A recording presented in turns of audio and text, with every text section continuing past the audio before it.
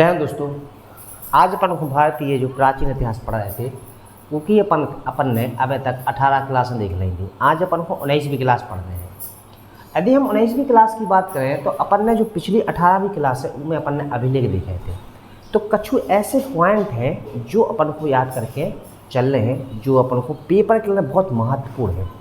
तो आज अपन उन महत्वपूर्ण बिंदुओं के साथ साथ जो पुरातात्विक इतिहास के स्रोत हैं उसके अंतर्गत आने वाला आज दूसरा टॉपिक सिक्के, उसको भी अपन को पढ़ना है। क्योंकि अपन ने जो फ्लोचार्ट बनाया था तो उसमें अपन ने जो ब्राह्मण साहित्य के अंतर्गत आने वाली सारी चीज़ें पढ़ ली थी। तो दूसरा टॉपिक पर अपन आ गए थे जिसमें अपन को पुरातात्विक साक्ष्य के रूप में किस किस से भारतीय इतिहास की जानकारी प्राप्त होती है। तो उसके अंतर्गत अपन ने अभिलेख तो अपन ने देख रहे थे। आज अपन को सिक्के पढ़ना है। तो आज सिक्कों के बारे में आज अपन पूरा ही पढ़ लेंगे, ठीक है। अच्छा, उसके पहले अपन को थोड़ा सा जो शिलालेख है उनके बारे में कुछ रोचक तथ्य हैं, कुछ इम्पोर्टेंट पॉइंट हैं जिनको पेपर की दृष्टि से बहुत महत्वपूर्ण लिया गया है। तो उनको अपन को आज अच्छी तरह से करना है। तो आपको बताया था मैंने कि भारत में सर्वाधिक शिलालेख या अभिलेख शिलालेखों की बात करते हैं, स्तंभ लेख की बात करते हैं, तो वो सबसे ज़्यादा किसके थे? तो अशोक के समय की थी। तो अपन का जो पहला पॉइंट होगा, क्योंकि वहाँ पर आपको पता होना चाहिए कि जो अशोक के शिलालेख है उसमें अपन को लिपि को थोड़ा सा पढ़ना है, जिससे जहाँ से क्वेश्चन बनते हैं। और दूसरी अपन को अभिलेखों के जो अशोक के शिलालेख हैं वो भारत में कहाँ कहाँ पाए जाते हैं, क्योंकि सर्वाधिक तो पाए जाते हैं और कौन कौन सी भाषा में पाए जाते हैं, ये इम्पोर्टेंट है और पेपर में पूछे जाने वाले हैं, इसलिए छोड़ेंगे नहीं। इसके बाद अपन मुद्राओं पर पढ़ेंगे, ठीक है। तो आज का पहला टॉपिक होने वाला है आपका अशोक के शिलालेख। क्या हो जाएगा आपका? अशोक के शिलालेख की भाषा क्या थी, ठीक है, और कहाँ कहाँ थे अशोक के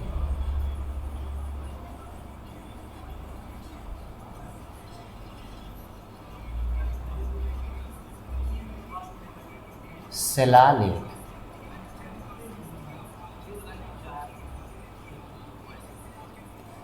अशोक के शिलालेख में अपन को देखना है भाषा या लिपि, और कौन सी लिपि से संबंधित कहाँ पर पाए जाते हैं। क्योंकि अशोक के जो शिलालेख या स्तंभ लेख हैं उनको अपन पूरा पढ़ेंगे कहाँ पर?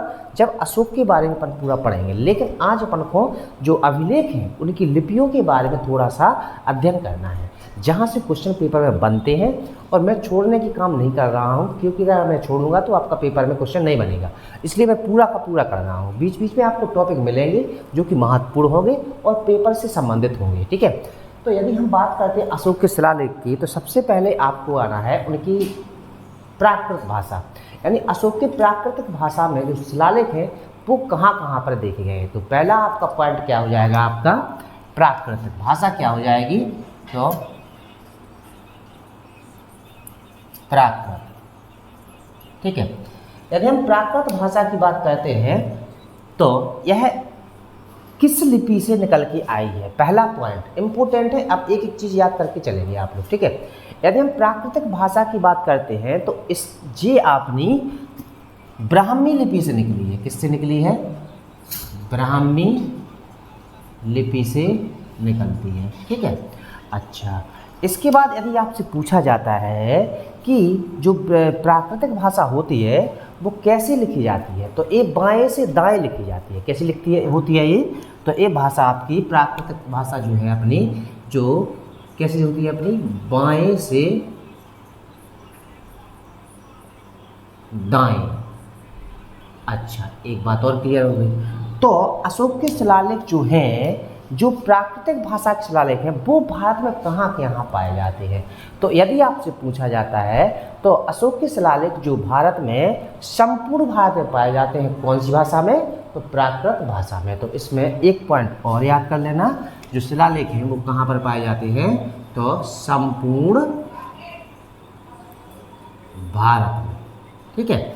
अच्छा, इसके बाद आ जाएंगे अपन दूसरी भाषा पर। यदि बात करते हैं यूनानी भाषा, तो यूनानी भाषा में दो तरह की लिपियों को याद करके चलना है अपन को, ठीक है। एक तो खरोष्टी, एक अपनी यूनानी, ठीक है। तो दूसरी आपकी हेडिंग क्या हो जाएगी? यूनानी, ठीक है। अच्छा, यदि हम यूनानी भाषा की बात करते हैं तो ये आपकी कौन सी लिपि और कहाँ कहाँ पर इस भाषा से संबंधित अभिलेख भारत में स्थित थे। ठीक है, तो यदि हम बात करते हैं यूनानी में, तो इसमें ए पॉइंट आपको याद करना है क्या, खरोष्ठी। कौन सी हो जाएगी आपकी, खरोष्ठी, और दूसरी हो जाएगी आपकी यूनानी। ठीक है, यदि हम बात करते हैं खरोष्ठी की, तो यह है दाएं से बाएं, कहाँ पर आपकी, ये दाएं से बाएं लिखी जाती है। ठीक है, और यदि बात करते हैं कि ये इस भाषा में संबंधित शिलालेख भारत के कहाँ पर स्थित है, तो आपको याद करना पश्चिमोत्तर, कहाँ पर, पश्चिमोत्तर भारत में ये आपके क्या पाए जाते हैं, तो पश्चिमोत्तर भारत में अशोक के शिलालेख जो है वो आपके किस भाषा में है आपके, तो खरोष्ठी लिपि में। ठीक है, और यदि हम यूनानी भाषा की बात करते हैं, तो यह भी आपकी इससे संबंधित आपके जो अभिलेख हैं वो कहाँ पर पाए जाते हैं, तो ये आपके पश्चिमोत्तर के अंतर्गत आने वाला अफगानिस्तान तथा अफगानिस्तान में पाए जाते हैं। कहाँ पर पाए जाते हैं, तो यह पश्चिमोत्तर भारत में, इसके साथ साथ अफगानिस्तान में पाए जाते हैं। बात क्लियर हो गई ना। तो आपने क्या देख लिया, दो भाषाओं के रूप में जो प्राकृतिक भाषा है, यूनानी भाषा है। तो प्राकृतिक आपकी ब्राह्मी लिपि से निकल के आती है, जो बाएं से दाएं लिखी जाती है, और इसमें जो अशोक के शिलालेख हैं वो आपके संपूर्ण भारत में है। इसके बाद आपने देखा कि यूनानी जो अपनी भाषा है, इसके अंतर्गत खरोष्ठी होती है, जो कि दाएं से बाएं खरोष्ठी लिपि, जिसमें उर्दू, जिसको पर क्या बोलते हैं, उर्दू, यानी उर्दू किस लिपि से निकली है, तो खरोष्ठी से ही निकली है। ठीक है, तो दाएं से बाएं होती है, जो पश्चिमोत्तर भारत में ये भी आपकी इसमें शिलालेख पाए जाते हैं। कहाँ पर, अशोक के। ठीक है, यूनानी ये भी आपकी पश्चिमोत्तर भारत में पाए जाने वाले शिलालेख है। इसके अंतर्गत आने वाला अफगानिस्तान, इसके अंतर्गत यानी अफगानिस्तान में जितने भी आपके शिलालेख पाए जाते हैं वो आपकी किस भाषा में, यूनानी और खरोष्ठी में, यानी कि यूनानी भाषा में स्थित है। तीसरे नंबर पे आ जाएंगे।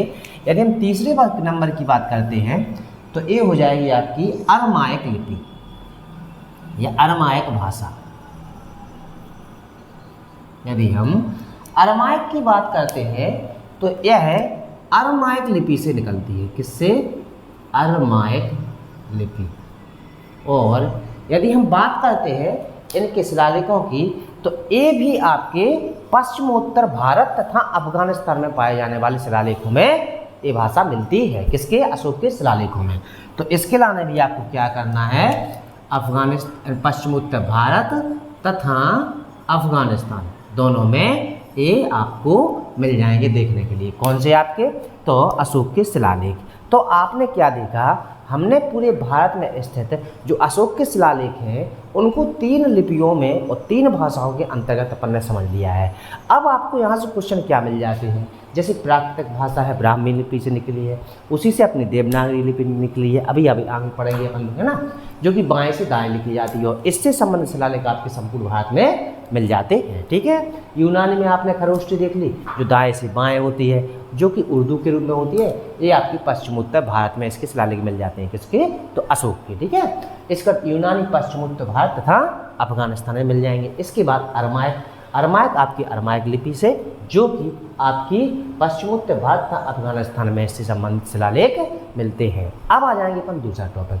यदि अशोक के शिलालेख हो गए, तो थोड़ा सा अपन को लिपि तथा भाषा को समझने हैं। तो दूसरा हेडिंग का हो जाए आपकी लिपि तथा भाषा में अंतर। यदि टॉपिक की बात करते हैं, तो लिपि तथा भाषा में अंतर। ठीक है, अच्छी बात है। अब यहाँ पर आपको थोड़ा समझना है, क्या समझना है, लिपि क्या कहलाती है और भाषा क्या कहलाती है।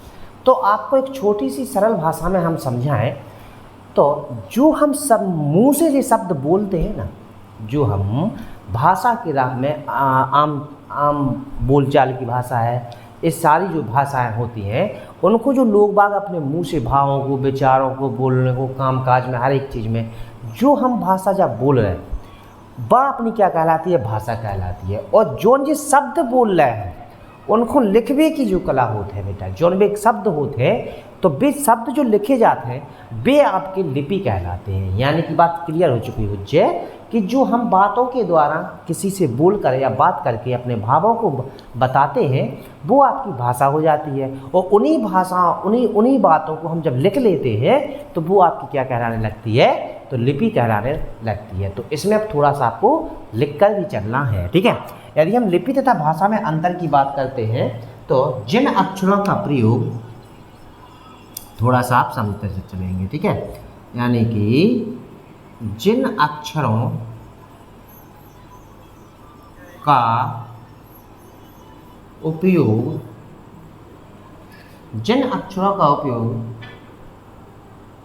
भाषा को लिखने,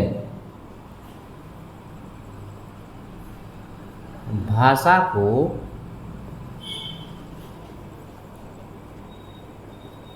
लिखने में किया जाता है उसे क्या बोलते हैं अपन, तो लिपि कहते हैं। क्या कहते हैं, तो उसे हम लिपि कहते हैं, ठीक है। और यदि हम बात करते हैं जो अपनी लिपि है तो हिंदी यदि बात करते हैं, यदि हिंदी की बात करते हैं तो हिंदी आपकी किस लिपि से बनती है आपकी, तो आपको पता होना चाहिए देवनागरी। किससे, देवनागरी। और देवनागरी आपकी किससे निकल के आई है, तो ब्राह्मी लिपि से। और यदि बात करते हैं ये लिखी कैसी जाती है आपकी, तो आपको पता है बाएं से दाएं को लिखते हैं अपन। कैसे करते हैं, तो बाएं से दाएं लिखते हैं। इसके बाद अपन को रोमन भाषा भी देख लिखने हैं अपन को। तो रोमन भाषा जो होती है रोमन लिपि से निकलती है, जो कि अंग्रेज लोगों की होती है। वो कौन सी हो जाएगी आपकी, रोमन, जो कि आपकी किस लिपि से होती है, तो रोमन लिपि में होती है, रोमन लिपि से निकलती है, ठीक है। जो अंग्रेजी वर्ड अपन जो यूज करते हैं इंग्लिश में ABCD, ये आपके कौन से में है, तो रोमन भाषा की बात होती है, ठीक है। तो रोमन में आपने अपन गणित में भी यूज करते हैं, फर्स्ट सेकंड थर्ड, तो ये सब कैसे हैं, तो रोमन लिपि से निकले हुए शब्द है, ठीक है। तो अपन ने क्या देख लिया, लिपि तथा भाषा में अंतर में हम देख रहे हैं। तो जिन अक्षरों का प्रयोग हम भाषा को लिखने के लिए करते हैं उन्हें अपन लिपि करते हैं, और जिनको हम जो बोल रहे हैं वे अपने क्या कहलाते हैं, तो भाषा बोलते हैं। हिंदी की देवनागरी, हिंदी में जो लिपि है, हिंदी जो है आपकी देवनागरी लिपि से निकली है, और देवनागरी लिपि जो होती है वो ब्राह्मी लिपि से निकलती है। और यह भी हमारी हिंदी कैसे लिखते हैं अपन, बाएं से दाएं लिखते हैं। एक क्वेश्चन है जो आपसे पेपर में पूछे जाते हैं, ठीक है। इसका रोमन, तो रोमन लिपि से निकली हो जाती है, ठीक है। इसके बाद आपको कछु शब्दावली है जहाँ पर आपको याद करके चल रहा है, ठीक है। शब्दावली में सबसे इम्पोर्टेंट पॉइंट है जी, आज के पेपर के क्वेश्चन है पूरे के पूरे, इसलिए अच्छी तरह से समझ के चलना है। नंबर 1 शब्दावली के अंतर्गत आ जाए आपको आर्कियोलॉजी, क्या आ जाएगी, आर्कियोलॉजी। तो तीसरा पॉइंट आपका क्या हो जाएगा, तो शब्दावली। कुछ शब्दावली है जो आपको याद करके चलना है, जिसमें पहली हेडिंग हो जाएगी आप आर्कियोलॉजी, आर्कियोलॉजी, ठीक है। अब इसको आप समझेंगे आर्कियोलॉजी है क्या। तो आर्कियोलॉजी के अंतर्गत आपने देखा होगा कि जो अपने अभिलेख हैं, क्या होते हैं, जो आपके अभिलेख हैं, ये ताम्रपत्रों, धातुओं के पत्रों, ताम्रपत्र हो गए, धातु पत्र हो गए, जो कागज होते हैं वे, उन पर स्तंभ लेख यानी स्तंभों पर जो लिखा जाता है उन्हें अपन अभिलेख बोलते हैं। और वही चीज़ क्या कहलाती है आपकी, तो आर्कियोलॉजी कहलाती है। यानी उनको लिखना ही अपन का क्या, उनका लिखना ही किसके अंतर्गत अध्ययन किया जाता है, तो आर्कियोलॉजी के अंतर्गत अध्ययन किया जाता है। तो ये आपको याद करके चलना है। तो आर्कियोलॉजी के अंतर्गत क्या याद करके चलना है कि जो लेख मोहर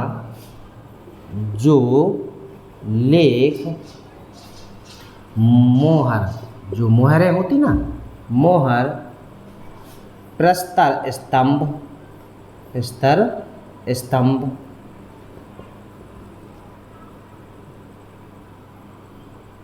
धातुपत्र,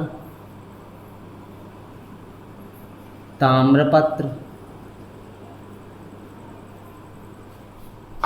पर लिखे जाते हैं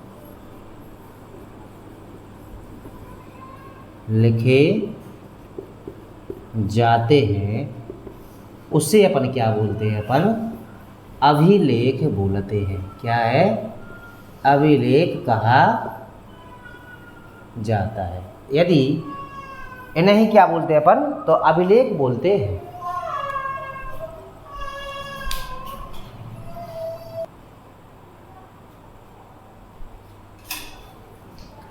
तो उन्हें अपन क्या बोलते हैं? अभिलेख बोलते हैं। क्या बोलते हैं अपन? अभिलेख बोलते हैं, जिससे अपन क्या बोलते हैं? आर्कियोलॉजी कहलाते हैं। तो अब आपको थोड़ा यहाँ पर समझना पड़ेगा। जैसे कि जो लेख मोहर हो गई, प्रस्तर स्तंभ हो गया, धातु पत्र हो गया, ताम्रपत्र हो गया, कागज हो गया, लकड़ी हो गई, कौड़ी हो गई, इन चीज़ों पर जो अभिलेख लिखे जाते हैं, उन लिखने का अध्ययन किसके अंतर्गत किया जाता है? तो आर्कियोलॉजी के अंतर्गत किया जाता है। तो आर्कियोलॉजी आप समझ में आ गया होगा। आर्कियोलॉजी अर्थात अभिलेखों का लिखना ही आपका क्या कहलाता है? आर्कियोलॉजी कहलाता है। ठीक है। दूसरा आपकी हेडिंग हो जाएगी एपिग्राफी। क्या हो जाएगा आपका? एपिग्राफी, जो पेपर में पूछा जाने वाला क्वेश्चन हो जाता है। तो दूसरे नंबर पे आपकी हेडिंग हो जाएगा क्या? तो वो हो जाएगा आपका एपिग्राफी। एपिग्राफी क्या कहलाता है? ठीक है। तो अब आपको पता होना एपिग्राफी क्या कहलाता है। तो अभिलेखों का अध्ययन करना ही एपिग्राफी कहलाता है। चाहे उसको एपिग्राफी बोल लेते हैं, उसी को एपिग्राफी भी बोलते हैं। ठीक है। क्योंकि कहीं कहीं आपको एपिग्राफी मिल जाएगा और कहीं कहीं क्या मिल जाएगा? आपको एपिग्राफी भी मिल जाता है। तो आपको पता होना चाहिए एपिग्राफी। अब यह पेपर के क्वेश्चन है, याद करके चलेंगे। अभिलेखों का अध्ययन करना ही एपिग्राफी कहलाता है। क्या कहलाता है? तो एपिग्राफी कहलाता है। तो इसके अंतर्गत क्या कर लेंगे अपन? तो अभिलेखों का अध्ययन, अभिलेखों का अध्ययन करना ही क्या कहलाता है? एपिग्राफी कहलाता है। क्या कहलाता है? तो एपिग्राफी कहलाता है। तो क्या हो गया आपका? तो एपिग्राफी समझ में आ गया होगा कि एपिग्राफी क्या कहलाता है? तो अभिलेखों का अध्ययन ही आपका एपिग्राफी कहलाता है। इसके बाद आ जाएंगे तीसरे शब्द पर। यदि तीसरे शब्द की बात करें तो पोलियोग्राफी। अच्छा, पोलियोग्राफी क्या है?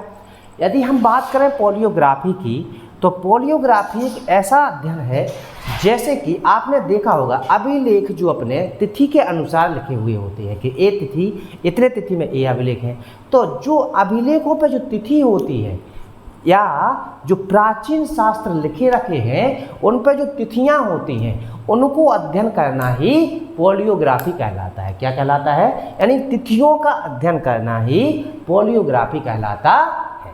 याद कर लेना, ये पेपर में पूछे जाने वाले क्वेश्चन हो जाते हैं। तो आपकी तीसरी हेडिंग हो जाएगी आपकी पोलियोग्राफी।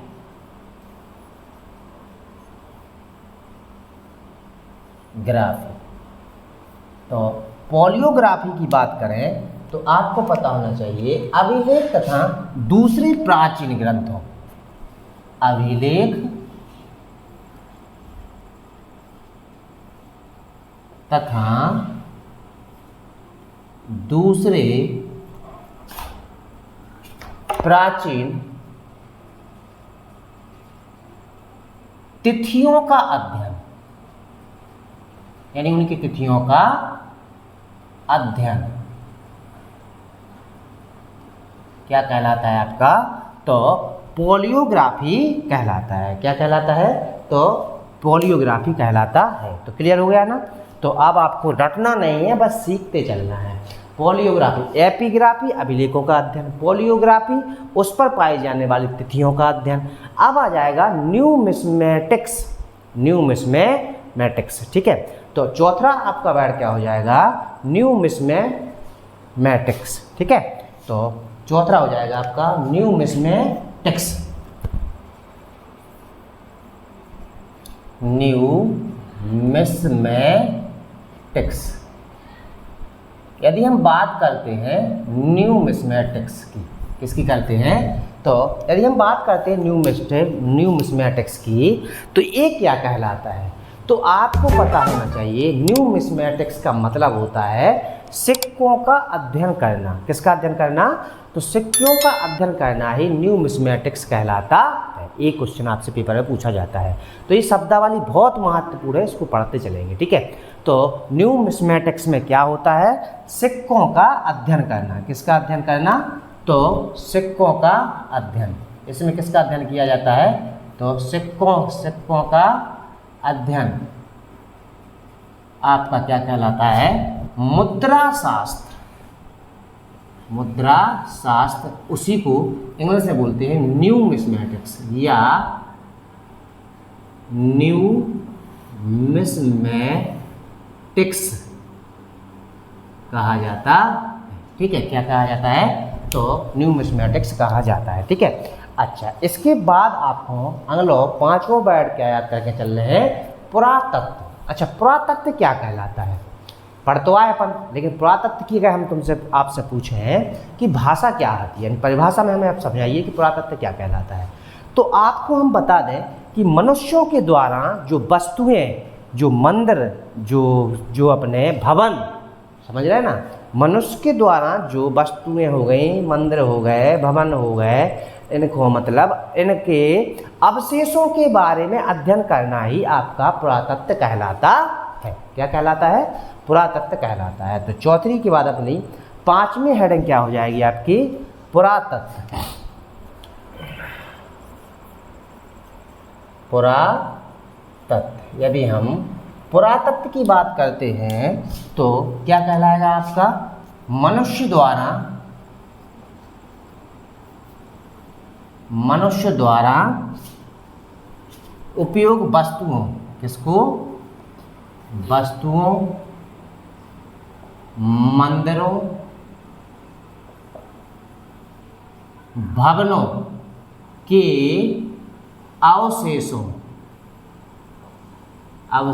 का अध्ययन, अवशेषों का अध्ययन आपका क्या कहलाता है, पुरातत्व कहलाता है। क्या कहलाता है, पुरातत्व कहलाता है। और अब एक शब्द तो क्लियर होगा, पुरातत्व किसे बोलते हैं अपन, तो इनको अध्ययन करना क्या कहलाता है, पुरातत्व कहलाता है। लेकिन इनको जो व्यक्ति अध्ययन करता है उसको अपना पुरातत्ववेत्ता बोलते हैं। क्या बोलते हैं, पुरातत्ववेत्ता बोलते हैं। मतलब तो इनका अध्ययन करने वाला क्या कहलाता है, पुरातत्ववेत्ता कहलाता है। क्या कहलाता है, तो पुरातत्ववेत्ता कहलाता है। ठीक है, तो ये हमने क्या कर लिया, कुछ ऐसी शब्दावली थी जो आपको पेपर में पूछी जाने थी, सुबह अपन ने क्या कर ली, देख ली है। ठीक है, तो अब आपको थोड़ा सा अब आ जाने अपन दूसरे टॉपिक पे, जो अपना तो मुख्य टॉपिक, क्योंकि अपन ने अभिलेख अपन ने अब पूरी तरह से कर लिया खत्म। ठीक है, उसके अंतर्गत आने वाली लिपि देख ली अपन ने, प्राकृतिक यूनानी अरमाइक लिपि देख ली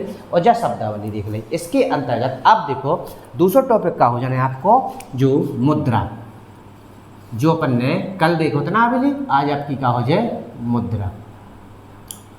अच्छा, अगर हम मुद्रा की बात करते हैं तो सबसे पहले आपको पहला पॉइंट तो जो बनने आपको मुद्रा का अध्ययन करना क्या कहलाता है, तो अपन ने शब्दावली में देख लो कि न्यूमिस्मेटिक्स, आपको पता हो जे न्यूमिस्मेटिक्स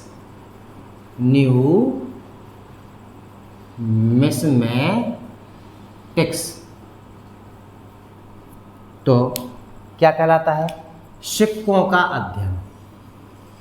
क्या कहलाता है, सिक्कों का अध्ययन, और उसी अपन को मुद्रा शास्त्री बोलते हैं। ठीक है, पहला पॉइंट तो यही याद करके चल रहे हैं कि क्योंकि अपन पढ़ कर रहे हैं, सिक्के ही तो पढ़ रहे हैं, मुद्रा तो पढ़ रहे हैं, मुद्रा अर्थात सिक्के ही तो पढ़ने अपन वहीं में कि सिक्के कैसे का चलाया अपने थे कि राजन ने। ठीक है, दूसरा क्वेश्चन क्या याद करने अपन को, जो मुद्रा होती है अपने, मुद्रा भारत में मुद्रा शास्त्र का जनक किसे बोला जाता है। यदि आपसे पूछा जाता है कि भारत में मुद्रा शास्त्र का जनक कौन है, तो आपको पता होना चाहिए कि भारत में, दूसरा क्वेश्चन क्या हो जाएगा, भारत में मुद्रा शास्त्र का जनक यदि आपसे पूछा जाता है तो वो कौन है, तो वो है जेम्स प्रिंसेप। यही क्वेश्चन आपके पेपर के हैं।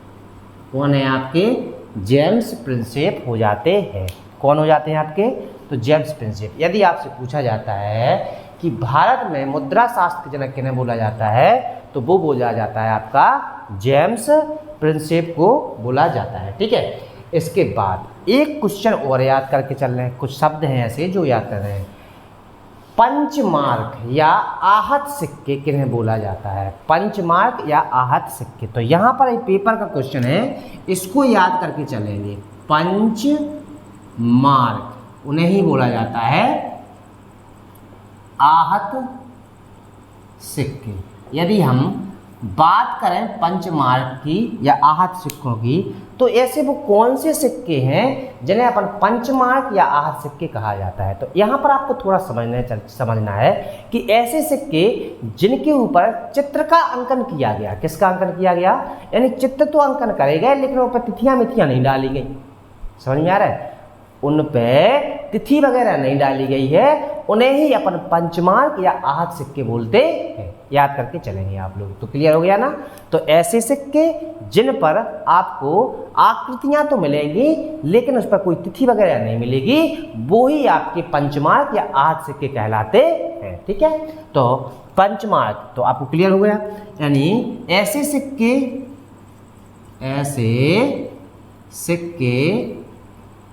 जिन पर क्या मिलना है, आकृति अंकित तो होगी, आकृति अंकित होना तथा तिथि का ना होना, तिथि का ना होना क्या कहलाते हैं आपके, तो पंचमार्क या आहत सिक्के कहलाते हैं। बिल्कुल क्लियर हो चुका होगा।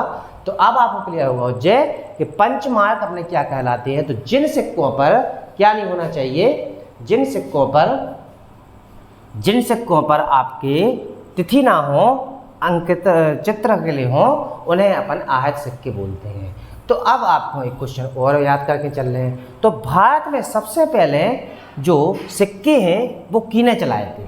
ठीक है, तो यदि आपसे पूछा जाता है भारत में सबसे पहले सिक्के, यदि एक क्वेश्चन में क्या हो जाएगा, भारत में सबसे पहले सिक्के चलाने वाला कौन है होता है, तो वो है आपके कौन से, तो वो हो जाते हैं आपके यूनानी। कौन हो जाते हैं आपके, तो यूनानी।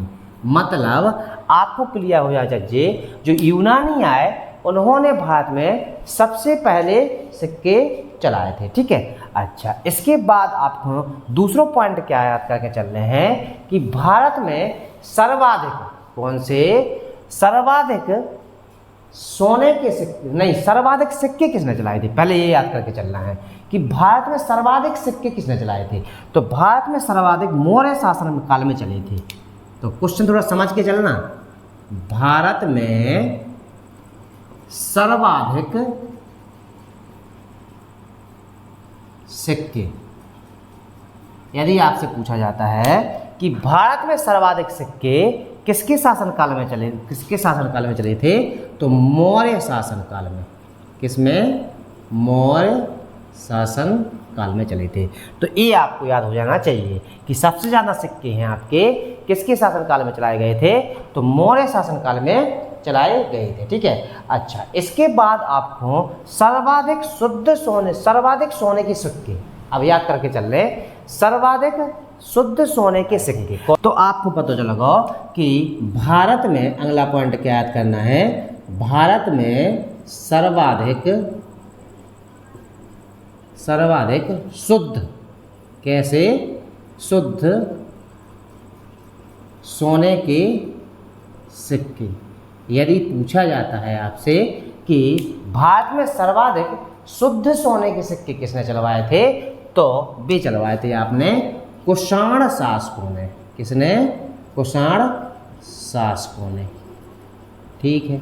अच्छा, इसके बाद यदि यह पूछा जाता है कि भारत में सर्वाधिक सोने के सिक्के किसने चलवाए थे, किन राजाओं ने चलवाए थे, तो यदि पूछा जाता है आपसे भारत में सर्वाधिक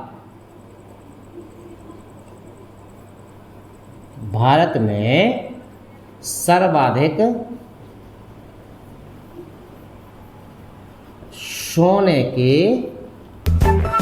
सिक्के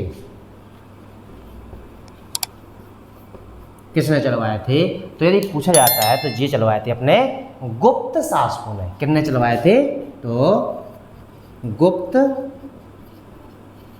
शासकों ने। ठीक है। अच्छा, इसके बाद एक पॉइंट और याद करके चल रहे हैं अपन को।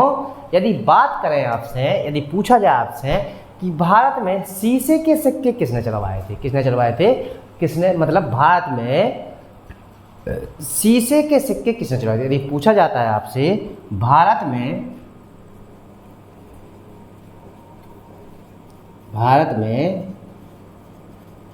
शीशे के सिक्के किसने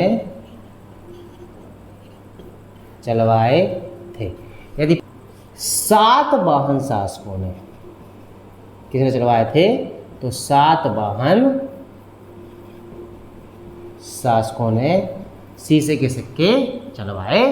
ठीक है। तो यहाँ पर ने क्या कर लिया, थोड़ी सी मुद्रा के बारे में समझ लिया और थोड़ा अपन ने कुछ इम्पोर्टेंट फैक्ट समझ लिए हैं। इसके बाद अभी अपन को और भी करना है, जो राजा हैं उन्होंने सिक्कों पर किस किस का अंकन किया है वो भी अपन को करना है। तो उसके पहले अपन थोड़ा सा इसका रिवीजन कर लेते हैं, क्योंकि पेपर की क्वेश्चन है, यहाँ पर आपको समझ के चलना है। ठीक है। यदि बात करें अशोक के शिलालेख की, अब यहाँ पर थोड़ा सा समझने चलेंगे।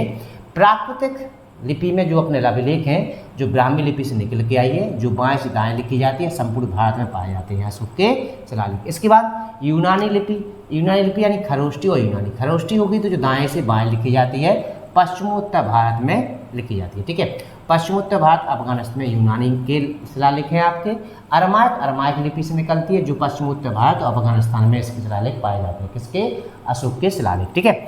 इसका देखा था अपन ने लिपि और भाषा में अंतर है। ये आपके लिए बहुत महत्वपूर्ण है कि जिन अक्षरों का उपयोग हम भाषा के रूप में लिखने में किया जाता है, यानी जो हम बोल रहे हैं उन्हीं को अपन लिखने के लाने जो अक्षर का यूज करते हैं उन्हीं अपन लिपि बोलते हैं। ठीक है। यदि बात करते हैं हिंदी की, तो हिंदी के देवनागरी जो पूछा जाता है, जो ब्राह्मी लिपि से निकली और यह बाएं से दाएं लिखी जाती है। ठीक है। इसका रोमन लिपि, रोमन भाषा जो रोमन लिपि से निकलती है। इसके बाद देखा था अपन ने शब्दावली में सारे इंपॉर्टेंट है। आर्कियोलॉजी क्या कहलाती है, तो आर्कियोलॉजी कहलाता है अभिलेखों का लिखना। क्या कहलाता है, अभिलेखों का लिखना, ही आपका आर्कियोलॉजी कहलाता है। इसका एपिग्राफी क्या कहलाती है, वेरी मोस्ट है, जो पेपर में पूछा जाता है। तो अभिलेखों का अध्ययन करना ही आपका एपिलॉजी कहलाता है। इसके बाद एपिग्राफी कहलाता है। इसके बाद पॉलियोग्राफी क्या कहलाता है, तो पॉलियोग्राफी में आपने देखा है अभिलेख तथा दूसरे प्राचीन तिथियों का अध्ययन करना ही, दूसरी प्राचीन तिथियों का अध्ययन करना ही पॉलियोग्राफी कहलाता है। न्यूमिस्मेटिक्स क्या कहलाता है, हमने देखा है, तो सिक्कों का अध्ययन करना ही मुद्राशास्त्र या न्यूमिस्मेटिक्स कहलाता है। यानी सिक्कों का यदि अध्ययन कर रहे हैं, एक क्वेश्चन पेपर में पूछा जाता है, वेरी महत्वपूर्ण है, वेरी महत्वपूर्ण, इसको याद करके चलेंगे। इसके बाद पुरातत्व क्या कहलाता है, तो मनुष्य द्वारा वस्तुओं, मंदिरों, भवनों, इनके अवशेषों का अध्ययन करना ही पुरातत्व कहलाता है, और इनका अध्ययन करने वाला पुरातत्ववेत्ता कहलाता। क्लियर हो गया था। इसके बाद अपन ने क्या देखा था, थोड़ा सा मुद्रा के बारे में देखा कि न्यूमिस्मेटिक्स, जो कि दूसरा आपका टॉपिक था, जो पुरातत्व साक्ष्य में मुद्रा है, वो आपका दूसरा टॉपिक था। इसमें आपने देखा न्यूमिस्मेटिक्स सिक्कों का अध्ययन कहलाता है। भारत में मुद्रा शास्त्र का जनक किसको बोला जाता है, तो जेम्स प्रिंसेप को बोला जाता है। पंचमार्क क्या कहलाता है, ये हमने अच्छे से समझा दिया। जिन सिक्कों पर क्या नहीं होना चाहिए, अंकन नहीं होना चाहिए, केवल चित्रों का अंकन है, वो आपके क्या कहलाते हैं, आहत सिक्के या पंचमार्क कहलाते हैं। उन पर डेट या तिथि नहीं होती है। इसके बाद आपने भारत में सबसे पहले सिक्के किसने चलाए थे, तो यूनानियों ने। इसके बाद आपको क्या देखना है, भारत में सर्वाधिक सिक्के किसके शासन काल में चले थे, तो मौर्य काल में। इसके बाद सर्वाधिक शुद्ध सोने के सिक्के किसके शासन काल में चले थे, तो कुषाणकों में। और सबसे ज़्यादा सोने के सिक्के किसने चलाए थे, तो गुप्त में। शीशे के सिक्के किसने चलाए थे, तो सातवाहन में। इसके बाद अपन को अभी एक टॉपिक और करना है, जो कि आपका होगा मुद्रा मतलब सिक्के और उन पर अंकन की आकृति कौन राजाओं ने कैसी चलाई थी। तो ठीक है, ने जो सिक्के थे उनको अध्ययन करने के बाद अपन को आज को जो सिक्के हैं जिनका अंकन, देखो यहाँ पर एक साइड आपको सिक्के दिख रहे होंगे, एक साइड आपको राजा दिख रहे हैं। अब आपको पता होना चाहिए कि जहाज के चित्रयुक्त सिक्के किसने चलाए। यहाँ आप थोड़ा समझ के चलना कि जहाज के चित्रयुक्त सिक्के किसने चलाए। अब आपसे पूछा जाए धर्म चक्र युक्त कांस्य के सिक्के किसने चलाए, भारत के प्रथम स्वर्ण सिक्के किसने चलाए। तो ये आपके लाने बहुत महत्वपूर्ण है, जो कि पेपर में पूछे जाने वाले क्वेश्चन हो जाती हैं। तो अब अपन को सबसे पहले नंबर पे आ जाओ, जहाज के चित्रयुक्त सिक्के किसने चलाए थे। तो जो चलाए थे यज्ञ श्री सतकर्ण ने। किसने चलाया था, तो यज्ञ श्री सतकर्णी किसने चलाए थे।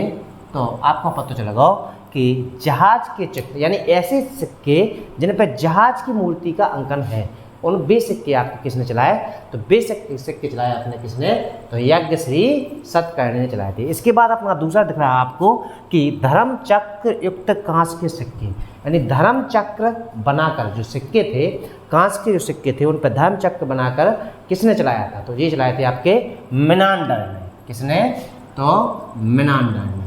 याद करके चलेंगे। तो धर्म चक्र युक्त कांस्य के सिक्के किसके द्वारा चलाए गए थे, तो ये चलाए गए थे आपके मिनांडर ने चलाए थे। इसके बाद भारत में प्रथम स्वर्ण के सिक्के किसने चलाए थे। यदि बात करें जाए, पूछा जाए आपसे कि भारत में प्रथम स्वर्ण के सिक्के किसने चलाए, तो आपको आंसर देना है बिम कडफिसेस। किसने चलाए थे, तो बिम कडफिसेस, यानी बिम कडफिसेस नाम के एक शासक था, यूनानी शासक था, उसने सबसे पहले सोने के सिक्के चलाए थे। कहाँ पर, अपने तो भारत में। ठीक है। इसके बाद यदि आपसे पूछा जाता है कि शिव स्कंद विष्णु आकृति के, शिव यानी शिव की आकृति, वहीं पे विष्णु, वहीं पे बेटा स्कंद की आकृति, वहीं पे विष्णु की आकृति, वहीं पे मतलब स्कंद और विष्णु की आकृति, उन सिक्कों पर किसने अंकन किया था। तो बे हो जाएगा आपका आंसर हुबेक्स ने। किसने, हुबेस्क। किसने किया था उसका अंकन, तो हुबेस्क ने किया था। अब इसके बाद आपको पूछा जाए बीड़ा बजाते हुए राजा की आकृति किसने अपने सिक्कों पर बनवाए थे। तो यदि पूछा जाए आपसे कि बीड़ा बजाते हुए राजा की आकृति, तो ये चलवाए थे सिक्के किसने, समुद्रगुप्त ने। किसने चलवाए थे, तो समुद्रगुप्त ने चलवाए थे। ठीक है। इसके बाद यदि पूछा जाए मयूर का अंकन यानी मोर का अंकन, यदि मोर का अंकन यदि आपसे पूछा जाता है कि किसने करवाया था अपने सिक्कों पर, तो कुमारगुप्त ने। किसने करवाया था, तो कुमारगुप्त ने करवाया था। ठीक है। इसके बाद यदि आपसे पूछा जाता है कि बैल आकृति शैव, यानी बैल की आकृति शिव और नंदी, जो समझो बस, शिव और नंदी से अंकित सिक्के किसने चलवाए थे, तो वे चलवाए थे स्कंद गुप्त ने। किसने चलवाए थे आपके, तो स्कंद गुप्त ने। ध्यान रखना, किसने, स्कंद गुप्त ने। इसके बाद मयूर सवार कार्तिकेय की जो चित्र सिक्कों पर अंकन किसने करवाया था, तो कुमारगुप्त फर्स्ट ने। किसने करवाया था, तो इसका आंसर हो जाएगा कुमारगुप्त फर्स्ट ने। किसने करवाया था, तो मयूर सवार कार्तिकेय का अंकन सिक्कों पर कौन सी शासक ने करवाया था, तो कुमारगुप्त फर्स्ट ने। इसके बाद कालिया व लक्ष्मी का अंकन किसने करवाया था, तो मोहम्मद गौरी ने। किसने करवाया था, तो मोहम्मद गौरी ने करवाया था। ठीक है। इसके बाद यदि आपसे पूछा जाता है टकसाल अंकित, यानी टकसाल किसने बनवाई, किस पर, सिक्कों पर, तो वो आपका हो जाएगा इल्तुतमिश ने। किसने, तो इल्तुतमिश ने। ठीक है। यदि बात करें सूर्य चंद्रमा का अंकन, अब तो सूर्य चंद्रमा का अंकन कौन सी राजा ने करवाया था, तो अकबर ने। किसने करवाया था, तो अकबर ने